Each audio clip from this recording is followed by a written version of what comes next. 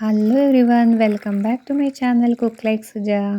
ಹವಾಮಾನ ಚೇಂಜ್ ಆದ ಕೂಡಲೇ ಶೀತ ನೆಗಡಿ ಸರ್ವೇ ಸಾಮಾನ್ಯ. ಶೀತ ಜೋರಾಗಿ ಜ್ವರನೇ ಬಂದೋದ್ರೆ, ತುಂಬ ಜೋರಾದರೆ ಡಾಕ್ಟರ್ ಹತ್ರ ಹೋಗಲೇಬೇಕು, ಅನಿವಾರ್ಯ.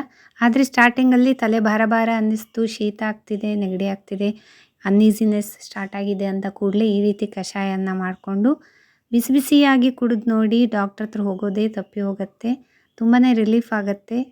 ಹಾಗೆ ನನ್ನ ಸ್ವಂತ ಅನುಭವದಿಂದ ಹೇಳ್ತಾ ಇದ್ದೇನೆ. ತುಂಬ ಶೀತ ಆದಾಗ ಈ ಕಷಾಯವನ್ನು ಮಾಡ್ಕೊಂಡು ಕುಡಿತೇನೆ, ತುಂಬಾ ರಿಲೀಫ್ ಸಿಗುತ್ತೆ. ಸೊ ಈ ಕಷಾಯವನ್ನು ಹೇಗೆ ಮಾಡೋದಂತ ನಿಮಗೂ ಕೂಡ ತೋರಿಸಿಕೊಡ್ತೇನೆ. ನಾನೊಂದು 5 ಜನಕ್ಕೆ ಬೇಕಾಗುವಷ್ಟು ಕಷಾಯದ ಪ್ರಮಾಣ ಹೇಳ್ತೇನೆ. 1 ಚಮಚ ಕೊತ್ತಂಬರಿ ಬೀಜ, 1/4 ಚಮಚ ಮೆಂತೆ, ಮತ್ತು 4-5 ಕಾಳುಮೆಣಸು, ಪೆಪ್ಪರ್ ಅಂತ ಹೇಳ್ತೇವಲ್ವ, ಸಣ್ಣದು ಶುಂಠಿ ಚೂರು, 4-5 ಲವಂಗ, ಒಂದು ಸಣ್ಣ ಹಿಪ್ಪಲಿ, ಸ್ವಲ್ಪ ಮಟ್ಟಿಗೆ ಅರಿಶಿಣ 1/4 ಚಮಚ, 2 ಏಲಕ್ಕಿ, ಮತ್ತು ಓಂಕಾಳು ಅಥವಾ ಅಜವಾಯಿನ ಹೇಳ್ತಾರಲ್ವ ಅದು. ಇವಿಷ್ಟನ್ನು ಹಾಕಿ ಒಂದು ಕುಟ್ಕಲ್ಲಿನಲ್ಲಿ ಕುಟ್ಟಿ ಪೌಡರ್ ಮಾಡ್ಕೋಬೇಕು. ಮಿಕ್ಸಿ ಜಾರಿಗೆ ಹಾಕೋದೇನು ಬೇಡ, ಕುಟ್ಕಲ್ಲಿನಲ್ಲಿ ಕುಟ್ಟಿ ಪೌಡರ್ ಮಾಡಿಕೊಂಡ್ರೆ ಸಾಕಾಗತ್ತೆ. ನೋಡಿ ಈ ರೀತಿಯಲ್ಲಿ. ಈಗ ಒಂದು ಪಾತ್ರೆಗೆ 2 ಕಪ್ ನೀರನ್ನು ಹಾಕಬೇಕು.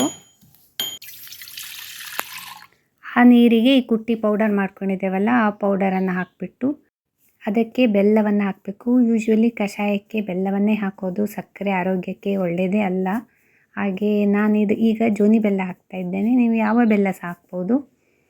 ಹಾಗೆ ಬೆಲ್ಲವನ್ನು ಹಾಕಿ ಚೆನ್ನಾಗಿ ಕುದಿ ಬರಿಸಬೇಕು 10 ನಿಮಿಷ. ನಾವು ಹಾಕಿದ ಇಂಗ್ರೀಡಿಯೆಂಟ್ಸ್ ಎಲ್ಲ ರಸ ಬಿಟ್ಕೊಳ್ಬೇಕಲ್ವ, ಅದಕ್ಕೋಸ್ಕರ ಚೆನ್ನಾಗಿ ಕುದಿಸಬೇಕು. 10 ನಿಮಿಷ ಕುದಿಸಿದರೆ ನಮ್ಮ ಔಷಧಿಯುಕ್ತ ಕಷಾಯ ಪರ್ಫೆಕ್ಟಾಗಿ ರೆಡಿ ಆಗುತ್ತೆ ನೋಡಿ.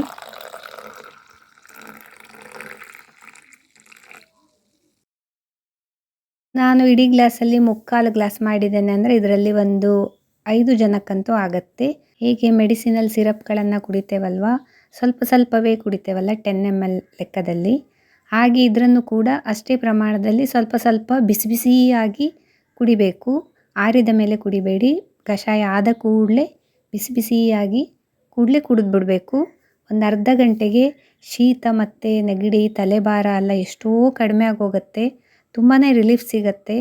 ಆದರೆ ಒಳ್ಳೆಯದು ಅಂತ ಹೀಗೆ 3/4 ಗ್ಲಾಸು 1 ಗ್ಲಾಸ್ ಎಲ್ಲ ಕುಡಿಯೋಕ್ಕೆ ಹೋಗ್ಬಿಡಬೇಡಿ, ತುಂಬ ಹೀಟ್ ಆಗಿಬಿಡುತ್ತೆ. ಆಮೇಲೆ ಔಷಧಿ ಎಷ್ಟು ಕುಡಿತೇವೋ ಅಷ್ಟೇ ಕುಡಿಬೇಕು.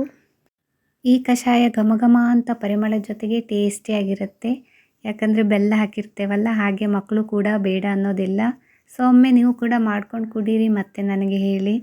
ತುಂಬಾ ಒಳ್ಳೆಯದು, ರಿಲೀಫ್ ಆಗುತ್ತೆ. ನಿಮ್ಮ ಫ್ರೆಂಡ್ಸಿಗೆಲ್ಲ ತಪ್ಪದೇ ಈ ರೆಸಿಪಿಯನ್ನು ಶೇರ್ ಮಾಡಿ, ಅವರಿಗೂ ಕೂಡ ಅನುಕೂಲ ಆಗುತ್ತೆ.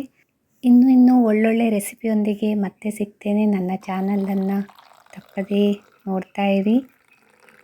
Thank you.